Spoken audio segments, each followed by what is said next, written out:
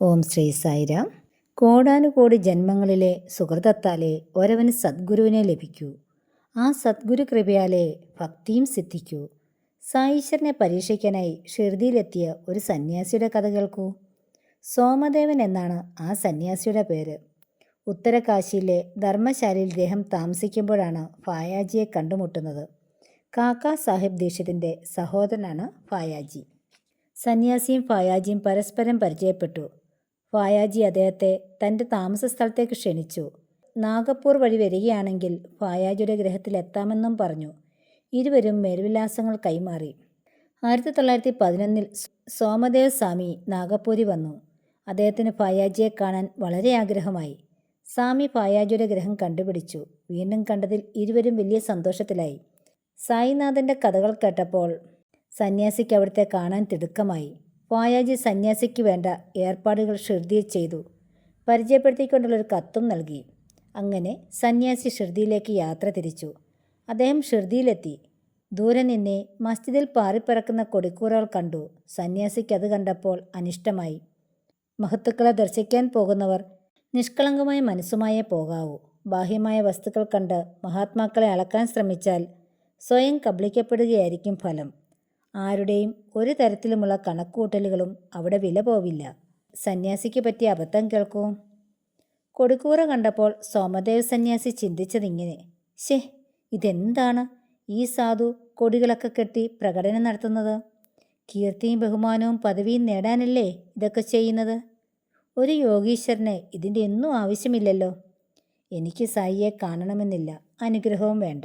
കഷ്ടം, ഇങ്ങോട്ടുള്ള യാത്ര പാഴായിപ്പോയി. ഈ കൊടിക്കൂറ അദ്ദേഹത്തിൻ്റെ ഡെമ്പിൻ്റെ സൂചനയാണ്. ഏതായാലും വന്നത് വന്നു. ഇത്തരം യോഗികളെ കാണാതെ സ്ഥലം വിടുകയാണ് ഇനി ഉചിതം.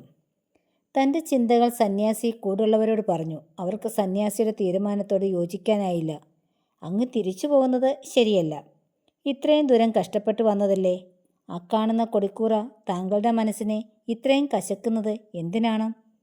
അങ്ങനെയാണെങ്കിൽ അവിടെ ചെല്ലുമ്പോൾ പെരുമ്പറയും പല്ലക്കും കുതിരയും കാണുമ്പോൾ താങ്കൾ എന്തു പറയും?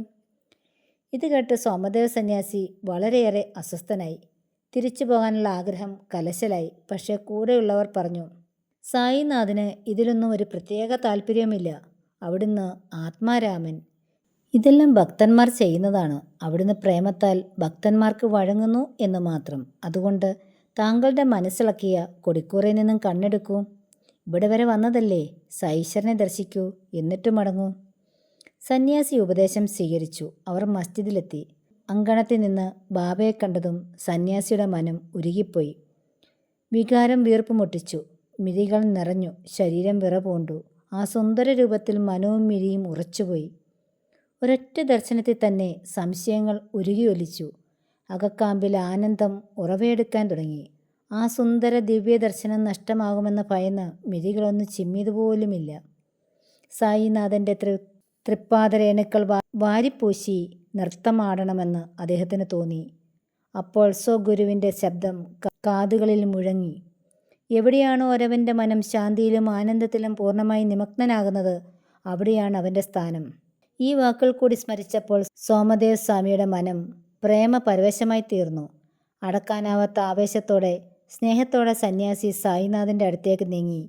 അതോടൊപ്പം സായീശ്വരൻ്റെ മുഖഭാവം മാറിക്കൊണ്ടിരുന്നു. മുഖത്ത് കോപഭാവം പടർന്നു.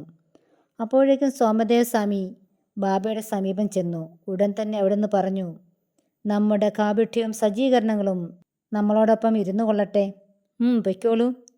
ഇനി മസ്ജിദിലേക്ക് വരാൻ ധൈര്യം കാണിക്കരുത്.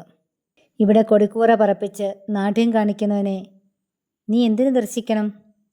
നീ ഇവിടെ നിന്ന് നിന്റെ സമയം പാഴാക്കണ്ട. സായീശ്വരൻ്റെ വാക്കുകൾ കേട്ട് സന്യാസി തരിച്ചുപോയി. തൻ്റെ നാവിൽ നിന്നും വീണ അതേ വാക്കുകൾ സായി നിന്നും ഉറക്കെ പ്രതിധ്വനിച്ചപ്പോൾ അദ്ദേഹം ഉലഞ്ഞുപോയി. ലജ്ജാഭാരത്താൽ തല ഉയർത്താൻ കഴിഞ്ഞില്ല. സായിനാഥൻ അന്തര്യാമി തന്നെ. അവിടുന്ന് സർവജ്ഞൻ തന്നെ. സ്വാമിയുടെ മനം ശക്തമായി മന്ത്രിച്ചു. സോമദേവ് സ്വാമി ഒതുങ്ങി നിന്ന് സായീശ്വരനെ ശ്രദ്ധിച്ചു.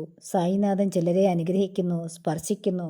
ചിലരെ ആലിംഗനം ചെയ്യുന്നു. ചിലരിൽ കരുണാദൃഷ്ടി പതിപ്പിക്കുന്നു. ചിലർ കുതി നൽകി അനുഗ്രഹിക്കുന്നു. ചിലരോട് സംസാരിക്കുന്നുമുണ്ട്. അങ്ങനെ ഓരോരുത്തരെയും സന്തോഷിപ്പിച്ചയക്കുകയാണ് സായി മാതാവ്. തന്നോട് മാത്രം കോപിച്ചിരിക്കുന്നു. അതൊരിക്കലും അവിടുത്തെ കോപമല്ല, തൻ്റെ മനോഭാവത്തിൻ്റെ പ്രതിഫലനമാണ്. തന്നെ നല്ലൊരു പാഠം പഠിപ്പിച്ചതാണ് അവിടുന്ന്. ഈ ചിന്തകൾ സന്യാസിയെ ആനന്ദവാനാക്കി. തൻ്റെ മനം ശുദ്ധമാക്കാൻ സായി സ്വീകരിച്ച മാർഗമോർത്ത് അദ്ദേഹം അത്ഭുത പരതന്ത്രനായി. ജയ് സായിരാം.